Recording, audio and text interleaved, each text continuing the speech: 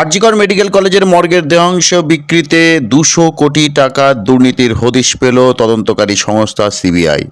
RG Kar medical college হাসপাতালের মর্গে মৃতদেহের অঙ্গ প্রত্যঙ্গ বিক্রির কারবারে গত কয়েক বছরে ফুলে ফেঁপে উঠেছিল বলে সিবিআই তদন্তকারীদের সূত্র মারফত জানা গিয়েছে। তদন্তকারীদের একাংশের দাবি, এই হাসপাতালে দুর্নীতির তদন্তে নেমে দেখা যাচ্ছে রাজ্যের সরকারি হাসপাতালগুলির বেশ কিছু মর্গ কার্যত দুর্নীতির আখড়া হয়ে উঠেছে। এমনকি তদন্তকারীদের সূত্রের দাবি, গত 7 বছরে অঙ্গ প্রত্যঙ্গ বিক্রি করে অন্তত 200 কোটি টাকার দুর্নীতি হয়েছে বলে প্রাথমিক তদন্তে ইঙ্গিত মিলেছে। কয়েকটি বেসরকারি হাসপাতালকেও এক্ষেত্রে চিহ্নিত করা হয়েছে বলে সিবিআই সূত্রে জানা গিয়েছে।